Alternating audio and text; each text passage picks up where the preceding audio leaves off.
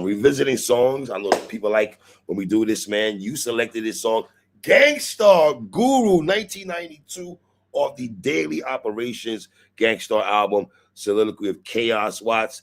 I think it's a very, very dope storytelling song. I'm glad you picked this song because I'm not gonna lie to you. You gotta be a real Gangstarr head to know this joint like that. This is not Take Your Person or Do It or X Girl to the Next Girl. Songs that people know from Guru, Heavy and everything. This gave me just to get a rap vibe, just a splash of just to get a rap vibes and everything. But talk to me about this song, man. So let me get Chaos, man. I thought this was a great song to pick because, you know, one of the things that we like to talk about in hip hop is we always like to talk about the MC's ability to be a storyteller or to tell stories, right? Absolutely. This is a storytelling song without question. It's a vivid storytelling song. Well, I'm going to cut your wisdom. Let me ask you a question because you and I we talk about, well, the culture talks about storytelling, rappers and everything like that. Why isn't Guru's name mentioned with the other niggas and shit like that?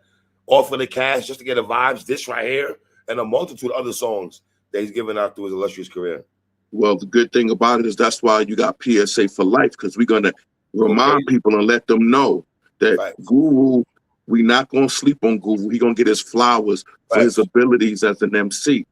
And the reason why I've always loved this song so much on the Daily Operation album, first of all, production out of this world primo production.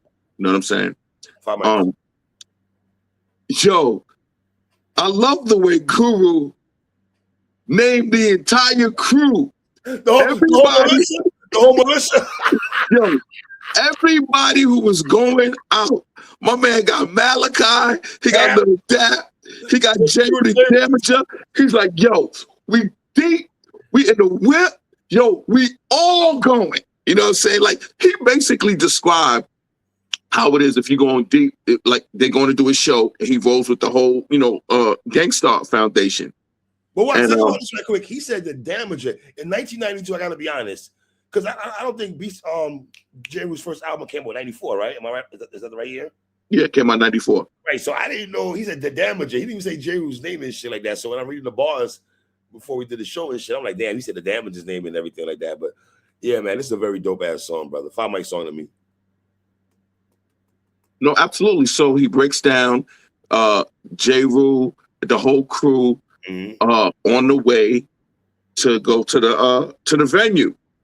But then they start wilding out at the venue. So they can't even get into the venue to perform. Or some party and bullshit type shit. Yeah, and he breaks that down. And I love the way he broke it down because it took you on a journey. And then the way he says, and we didn't even get all the equipment out. And we didn't even he said they wild out so bad they couldn't even get stuff out. Let's give me Mobb Deep Tri-Fly vibes a little bit too, though. Not gonna hold you. You know what I mean? Yeah. Premier got the fly dope system inside, but my shit cranks too.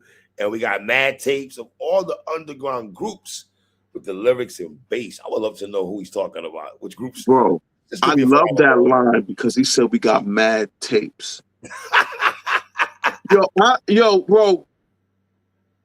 I judge you, man. If you would you a 90s dude and you show me a bunch of CDs. Now, in 1992, CDs existed. You could get hip hop on CDs. Remember? It took me, I ain't gonna lie, it took me a while to graduate to leaving the tapes alone and going to the CDs. Why I hung on for a while. I'm not gonna lie to you. Well, let me keep it 100 with you, man. I never. You know when I finally graduated to CDs, when the mixtapes became CDs. Oh, damn! What shit? Yeah. So the whole decade of the 90s, bro. The entire decade of the 90s, my whole collection is cassettes. Yeah. You know what I'm saying? Because listen, you go buy a Clue tape in the 90s, you got it on cassette. So you were listening to so all these dudes who be like, oh, I stopped buying cassette tapes. Well, that means you wasn't getting mixtapes, bro. If you were strictly collecting CDs, so what were you doing with tapes? You know what I'm saying? But I like that he said that. Bro, I think this is a Hall of Fame Gangstarr song. Hall of Fame. I got this up there with The Mall. You got it with Just to Get a Rep? No, I got it with the Mall. With the Mall. Well, I would think more. I would think more storytelling, even though the Mall was a storytelling. I'm just saying in terms of just how dope this beat was, bro. Premiere in the 90s was no joke, man. It's interesting that you picked this project, Watts, because let's be honest, this was not a single, right? Obviously, it wasn't a single, right? And when you look at The Place We Dealt, Flip the Script, Ex Girl to the Next Girl was a single, right? Take It Personal was a single, obviously. I don't think BYS was a single, but I love that song very much and everything like that. But this is my favorite. It's one of my favorite songs on the album, hands down. Hands down. No question. No, I remember listening to it, and as soon as I heard this beat, chaos. I was like, what? And then Guru storytelling, and like you said, why don't people talk about Guru storytelling? Here's another thing I'm gonna say. MCs always had a storytelling bag. Right. Like every album, there's a story because it highlighted your lyrical skills. You know what I'm saying? So, I always give people props who does storytelling. I like Ghostface. I give guys like that so much props because for you to tell a story, whether it's real or not, whether it's real a story that happened or something that you know of that happened in the projects and the hoods and stuff like that, or you just painting a picture of something and shit like that. So I always tell those brothers that. But yeah, I'm gonna stand on this. The more you listen to this song, it just reminds you that Guru was he's an ill storyteller and doesn't get a lot of props. And you know, speaking of that, we got to revisit a K Solo storytelling song because I want to give K Solo his props as a storyteller. Fugitive, Corky, we're talking about Corky and all that. It don't have to be Fugitive, bro. He got a lot of storytelling songs. Yeah. Your Mom's in My Business is a storytelling song. Yeah, one day we'll talk about how much I love that song. We'll talk about that's a storytelling song. One day how much I love that song. Wait, let me give you another. Want me to give you another storytelling song? It's by G-Rap. Operation Cock Block. Yes, Operation Cock Block is a storytelling song. G-Rap got a lot of songs like that though. But I love this song. Watch Soliloquy of Chaos. Very dope storytelling song by Gangstarr and everything, man. You good on that? Yeah. All right. Yeah, man. Let's go ahead, man. Slaughterhouse, man. Truth or Truth. If you know me already, you know how much I love this song. I don't think I've ever stopped playing this song and everything. I really love this song, man. I call this venting music and everything. Watch. Slaughterhouse talking to the fans, almost in my opinion, and stuff like that. How do you feel about Truth or Truth? I don't think I've ever heard you really talk about Truth or Truth or how you feel about it. I think you know how I feel about it. I don't think. And that should speak volumes to you. Because you never hear me talk about Truth or Truth. I've never heard you talk about Truth. But you hear me talk about Goodbye. Yes. And you hear me talk about Say That Thing. Yes, absolutely. So nothing has changed. This is venting music. Now, what I did learn, I didn't know No ID produced this song. Oh, I didn't do the knowledge on that shit. You're looking at that, bro. So No ID did the beat. But I gotta make sure this is not original song from them also. What do you mean? This is somebody else's beat though. Okay. Oh, but it's not an original song. But I love this song. It's a 5 mic song to me. I'm sorry. It's a 5 mic song to me. Royce the 5'9" sets this off.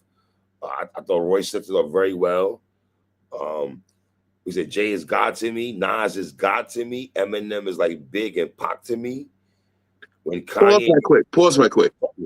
That's very interesting that he would say that because on the when we were doing not only Clubhouse, but on social media, Royce said the truth, what Illmatic means to y'all, the truth means to me. Yeah, I remember this conversation. So when he said that, I'm just thinking, then wouldn't Beanie be God to you? Okay, I see where you're going with that. Okay.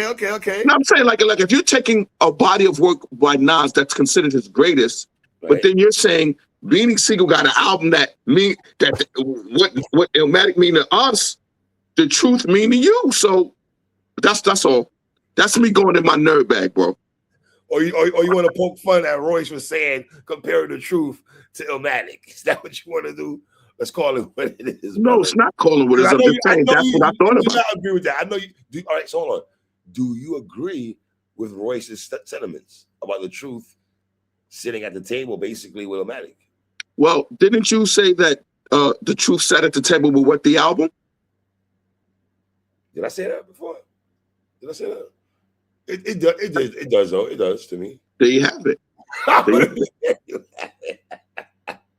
You're not big on the truth like I am. I love the truth. I love that song. I love the album. I love the song and everything like that. I mean, but you put it against all-time great albums. So you're saying Beanie Siegel's first album it's not even his best album. You don't think? Are you saying the reason is, or the becoming? I gotta revisit them. Royce said when Kanye went to the podium for the win and mentioned everyone in the same category as him, but me and M, he said they motivated him. I like when he said this new weight culture is so cultivating. And Roy asking, is he a good father? He went into that bag and stuff. How you feel about Royce's verse to set this off, Watts? I felt it was the weakest verse on the song, without question. That's not even a debate, because he was talking. He did a lot of talking. This was more of him, like you said, venting. He was talking. He would go into his rap flow, but he did a lot of just verbal talking about how he felt more than rapping. So yes, he was venting, getting stuff off, but absolutely, this is no comparison to his verse on Move On Remix, where he was really... What are you doing? The man's verse wasn't bad, bro. He talking about, is he a good question? Is he a good father? No. I'm not talking about that. I'm just saying in terms of venting and putting pain and emotion on the track. You don't think Royce did that? He did it more on Move On Remix, when he was like, I'm sorry, Marshall. Remember the Move On Remix? He did. On the Move On, so he really wrote. And I'm convinced that is how him and M's relationship got back put together. By so that song. Are you saying that verse should have been more in truth than truth compared to this verse right here? Is that what you're saying? No, I'm just saying as someone who knows Royce's music, right. Like, remember you earlier asked me, how do I feel about Truth or Truth? You never hear me talk about it. I don't talk about it. All right. How do you feel about Joey's verse? It's another verse where I feel Joey has more venting verses. That's his bag. That's his bag. That's his bag. No. That he does that. So he's talking about relationships. Mm-hmm. He's talking about ailments in his family. Yes. When Joe's rapping, he gets into it. You know what I'm saying? So you hear it. And then he started doing what Royce did. Talk, then go back into the flow. One of the things that's ill about this song is that it's a 14-minute song. So it has to be on a mixtape. Because, albums just ain't gonna let you do that unless it's like uncredited. So in terms of Joe Budden giving you pain rap, introspective rap, just speaking his truth, he absolutely did that. If that's what you want to hear, he did it. All I'm saying is that I've heard him do it better as a rapper. That's all. It's not a diss to what he was saying. It's just that I've heard him deliver it better. He said, listen, out of all y'all shit, same Joe I am today, the same Joe y'all get. Y'all would interrupt the nigga while he at his place of worship and think that came along with your $20 purchase. Y'all bought the music, not the nigga that made it. My bad, I'm not as street as you, but all this time I was being me, not being you. And like I said, this is Joe being his bag, man. At 21, I had drug problem. At 31, still drugs is a problem. That was ill. That's Joe, though. Ill. No, it's not that. That's Joe. I'm saying the way he put that together was ill. No, but I'm saying Joe's been synonymous for being very candid, honest about his life. He put his life in his music. I think opens up his box, open up Pandora's box, pardon me, to his bars and shit like that. How do you feel about Crook and I? Because I thought Crook and I ain't gonna lie, I thought Crook might have the best verse on it. I'm not gonna lie. I'm so happy that you made me revisit this song. Because every time we talk about Truth or Truth, you always talk about Joe Budden's verse. Yeah. And I was like, wait a minute. Are we hearing the same thing? Because this is where the song changes. I said Royce the 5'9" had the weakest verse because he talked and didn't rhyme. Mm-hmm. I thought Crook and I understood this assignment, and the assignment was to rap. So in terms of Joe and Crook had the best verses. Let's call it what it is. See? You already stole the thunder. You already, because you see, because we hear it. And that's when you hear this, that's when they started rapping. Now, Joe clearly was like, okay, this is going to be the theme. We're going to vent. We're going to talk. Because, you know, anytime you hear those deep, introspective, pain rap songs, you know that's Joe Budden, right? Absolutely. But the thing, what Crooked I, to me, this is what Crooked I and Joel Ortiz have. I call them the Kevin Durant of rap. You know how they say Kevin Durant just want to play ball? And he go out there and he just scores like he did the other night on Houston where he just put it on you. That's what Crooked I and Joel Ortiz do. They rap. And you know, just let me do a quick skip over to Joel Ortiz verse. When I'm listening to Joel Ortiz verse, you know what I couldn't stop thinking about? I couldn't stop thinking about me and you debating if Joel Ortiz is better than Fab. I was like, what the fuck? How is this even a debate? Joel Ortiz's lyricism, the way he was spitting on this last verse. About his grandmother and everything like that. My nigga. So baby mom stressed me. My mama got a sis. Yeah. You said it clearly. Crooked I, Long Beach, talks about Long Beach. Joel Ortiz, they came into this rapping, using and pain rap, introspection, personal, real life stuff. So I thought that I agree with you. I thought Crooked had the best verse. I thought Joel Ortiz had the second best verse. I thought Joel Ortiz had the second best verse. Over Joe Budden? Over Joe? Easily. I don't think easily. I think it's not easy at all. Not at all. I thought easily with Joe Budden because of the rapping. I still think it's a toss-up between Crook and a toss-up to me. And a toss-up. You may like what Joe Budden was saying more, you know, talking about scoliosis and all of that, and talking about his ex and how he wanted it dead. You may like that content more. Joe does this more than all these niggas in Slaughterhouse. Tell me, you may like that content more, but the rapping aspect of it was not better than what Joel Ortiz did. It definitely wasn't better than what Crooked I did. And that's why I told you that they talking, because that is why I love the rise and fall of Slaughterhouse so much, because Joel Ortiz and Crooked I let it be known, Joe, you can't fuck with us on the mic. No, Joe's nice. Joe's nice. Don't do that. Don't do that. I don't do that. I love Crook. I love Joel Ortiz, right? But we're not gonna sit on the show. Hold on, time out. And act like Joseph Budden was not that nigga. We not doing that. I'm gonna do that. You're bugging. I'm going to do that. Bugging. I'm going to do that.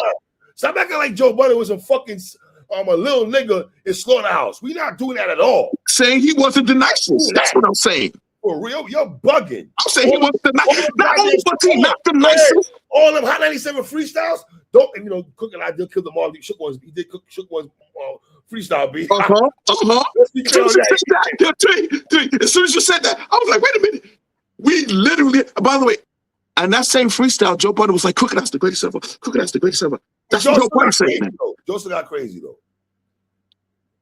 Joe Budden's old school monster's dope. Old school monster's dope. Old school monster's dope. Old school monster's dope. But on this song, you picked the song where he had the best verse. See, here's the thing. If you would have went to Say That Then, or you would have went to Goodbye, there was just hands down, Joe Budden, best verse. No debate. See how I could say that three? Because I hear it and I know it. Hold on. You was making it sound like he never spits hot verses. You made it so let me be clear. He's always spit hotter verses than Joe Budden. So peep this. So peep this. Joe Budden had the better verse on Goodbye. Joe Budden had the better verse on Say That Then. Yes. I would say that if we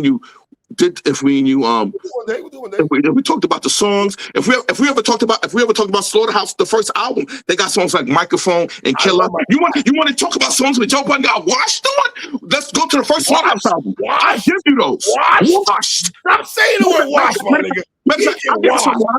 The song Slaughterhouse.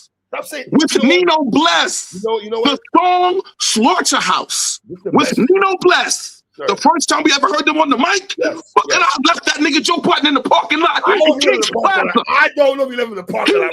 Joe Budden in the parking lot in King's Plaza. Look, waiting for the 41 bus. You see? This is what I'm talking about. Waiting for the 41 bus on the song Slaughterhouse. So, hold on. For the new niggas that might not know, You want to tell them who's your favorite Slaughterhouse member? Crook, Royce the 5'9". It's not Royce the 5'9". It's Crooked Eye, nigga. Knock it the fuck off. Royce the 5'9".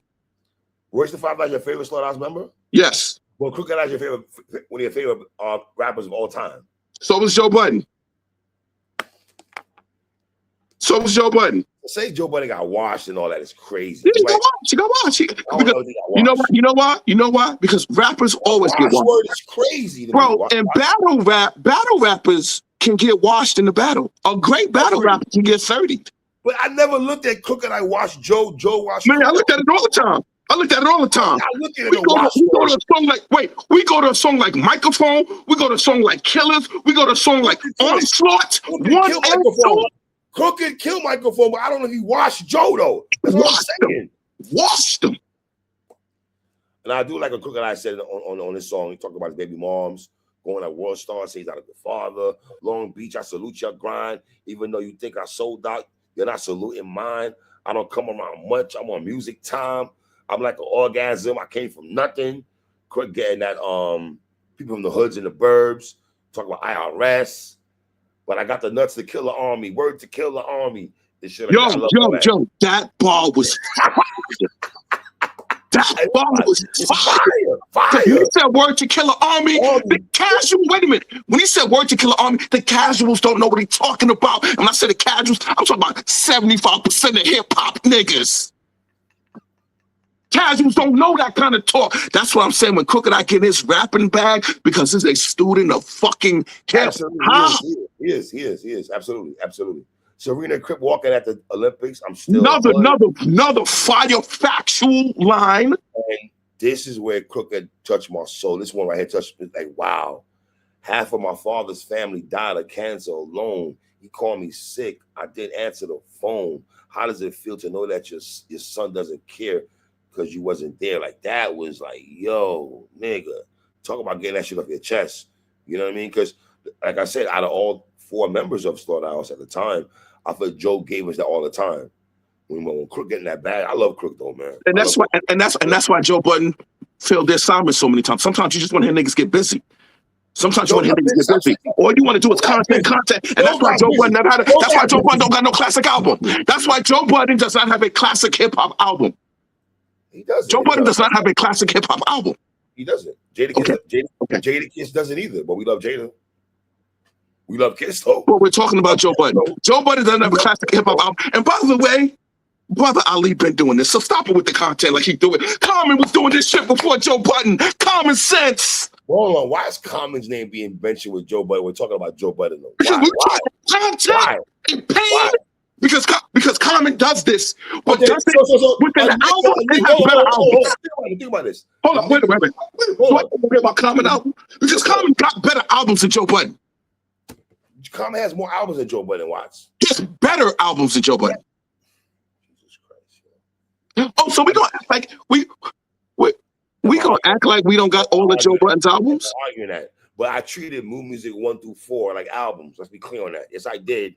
Yes, I did. Great body of work. 5 mic body of work. Yes, word. Yes, that nobody loves more than me. I'm the Dear Diary. I'm the Dear Diary guy. That's me. I'm the Dear Diary nigga. Shut your ass up, nigga. I'm the Dear Diary nigga. I don't like how you coming up my nigga Joe. Bro. Because the problem is that if we get to the Joe Budden conversation, then you're gonna realize, wait a minute. Watson's the Joe Budden guy. I'm the Mood Music old school mouse guy. That's me. You sure about that? It's just not debatable. I'm the nigga who Joe Budden was rapping about the NBA in his songs. I'm that nigga. I'm that Joe Budden fan. Yeah, I'm that guy. I'm the Salutations. I'm that guy. I'm Salutations nigga. Calm down. That's me. Him and Ransom and 18 of them niggas. Yeah. Some niggas. Yo. Calm down. That's a deep dive. It's a deep dive. Calm down is like that though. You know Spit up at your paws over Nostradamus. Act like Joe wasn't that nigga though. Watch you wild. That nigga. He wasn't. I'm sorry. He wasn't. Shout out to my Slaughterhouse niggas and shit, but and they know. Wait. What you mean? Shout out to the Slaughterhouse niggas. Let me finish. In 01, I had Joe of all these niggas. I would listen to Joe heavy. Did you hear Scary Movie with Royce the 5'9" and Eminem? Look what I'm giving you. I'm giving a clap on that, my nigga, for saying that. Okay, do you have Eminem's first album with Royce the 5'9"? You get another clap. Watch how many claps you want. Did you hear Boom by Royce the 5'9" and DJ Premier? We love Boom. And hip hop. Oh, this is before 2001. First of all, it was hip hop song and then Boom. So Boom and hip hop Premier did both those songs, and me and you love both those songs. Thank you very much. So, how was Joe Budden over Royce the 5'9"? I didn't have Royce over Joe Budden at one time. I know I didn't. That time. Well, I'll tell you this: Boom was better. Yo, do Joe Budden even have a song better than Boom in that era? The era you talking about, does he have a song that was better than Boom? Mixtapes. What song? I could go. Not Calm Down. Calm Down wasn't better than Boom. Focus, Dear Angie. Focus wasn't better than Boom. I can go Dear Angie. Focus was not better than Boom. Well, hold on, let me tell you something. I like Joe Budden because I feel Joe Budden was saying a lot of this shit that when he's saying, you know, I hate that I lost my job. I hate that my job only pays bi-weekly. I can relate to shit like that, nigga. Out of all these niggas, Joe was spitting reality raps. More than all these niggas, when all you rappers put the words just to match, Joe was spitting reality raps. Some 9-to-5 shit. Some relationship shit. So I could relate to that shit. I mean, I wasn't doing drugs, no shit like that, the medicine cabinet, but I could relate to a lot of shit Joe was talking about. No. Just why I liked him. Just why I agree with you. But he's one of a lot of ill rappers, bro. I don't put him in a category. I don't put one time. I'll take it a step further. Top 3. I was arguing in 2001 that he was better than Jadakiss. In 2001, I was literally arguing with people about it. I'm surprised you said that. Really, but I really felt that because I told you I'm the Joe Budden guy. Yeah, not the Joe Budden guy. Because the reason why I can tell you I'm the Joe Budden guy because I literally will go into the Cool Kid Cut Master C mixtape collection that I had that nobody got. I copped all that, and that's how much I fuck with Joe. But time out. But I have those too. Remember, he used to give exclusives to Cool Kids, so I'm from that. So those freestyles, man, everything. I bought a whole mixtape. Was screaming Dub B, white boys wrong with him. Dub B, I'm from that era, man. I would, but saying all of that don't change the fact that Crooked I used to put the leash on him and dog walk him off songs. I don't know about dog walking, Joe. I don't know about dog walking. That dog walking word you be using is crazy. Joe Budden, you can content Crooked Eye all you want. You can't rap better than him.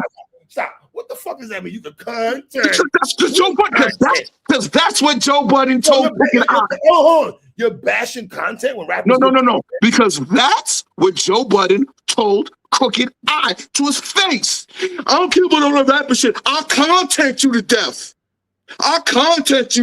No, you can't content him to death. He raps better than you. You can't content him to death. I don't know how many D-Angels you got for a microphone destroyer, for a microphone rhyme wrecker. Okay, that content can't do that. That's why Pat Poose is so ill. You can't do that to the lyricists. Crook is my second favorite member of Slaughterhouse. So that's just to let you know how I feel about Crook. You know what I mean? I love that nigga, but Joe's my favorite rapper at one time. And you making it see, hold on. I got respect to say that Crooked is one of the nicest niggas, period, right? But I'm not gonna ever say Joe washed Crooked, and I don't think Crooked washed Joe. Joe, you wilding. Joe Budden has songs where he washed Crook. They all have songs where they washed each other. Yes, washed. Let me ask you a question. If you have the best verse, is that automatically when you got washed? No. Okay, I want to make sure you get. I'm glad you said that. And I think that's the problem with Slaughterhouse. Crook might have had the best verse. That don't mean Joe got washed. Joe might have had the best verse. That don't mean Crook got washed. Joel might have had the best verse. That don't mean Royce got verse and go around and everything like that. You wild. Joe Budden was that nigga, man. You bugging. No, he wasn't. He was never that nigga. Excuse me? He was never that nigga. He was somebody that I just loved a lot, that nobody else listened to. What you mean he was never that nigga? He was a nigga that I listened to and nobody else listened to. I couldn't pay niggas to listen to Joe Budden. Red Cafe and that shit. He was never that nigga. You talk about Red Cafe, Nino Brown, Nino Man, like these niggas and shit. But Joe Budden is better than both them niggas. Joe Budden, you know why Joe Budden was never that nigga? Better than both them niggas. Joe Budden. Nino Man was not. Nino Man can tie Joe Budden's sneakers, nigga. Fine, but that's not the era we're talking about, bro. Yeah, we're not talking about that era. But I'll tell you, I'll tell you this much. Let's see you rebuttal this. Nino Man got better songs with Jadakiss than Joe Budden does. Am I lying? He's supposed to. What? But does he? He's supposed to. Does he? Does he have better songs with Jadakiss than? Sir, I would too. If I'm affiliated with D Block, you're supposed to, sir. Okay. You're supposed to, man. This nigga's crazy. So what I'm saying about this is, yes, sir. I love Joe Budden. Joe Budden was one of my personal favorite rappers. I couldn't let none of my niggas would listen to him. I couldn't force niggas. They wasn't into that. I had niggas like that, so I'm not gonna lie to you. I'm gonna keep it real with you. I had niggas like that. Yeah, and I'll be like, yo, he the nicest. Niggas was looking at me like, what? You talking about the niggas will pump it up? Niggas would be like, yo, throw back 50 on. All the streets. On the streets, who jump off? Who jump off? Go ahead and say it. The streets jump off. He said it. Yeah, jump. Go ahead and say it. Jump off. Sony said I sound like Graph. I never jacked that Graph Joe thing. Even though Joe and Graph, I wish we heard more songs from them back in the mixtape. I would love to hear more music with those brothers together. Though. By the way, I have Graph on the same lyrical level. By the way, if you want to know, I love Graph. I have Graph on that same level of lyricism. Yeah, I do too. Without question. Flow pockets, all that. But I will say this, in all fairness, Slaughterhouse to me was the greatest collection of MCs ever, in my opinion. You have 4 MCs with no weakness. I thought they were all top tier 5 mic MCs.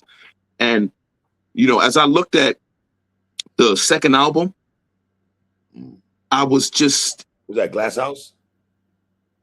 No, man. Glass House never came out, bro. Glass House never came out.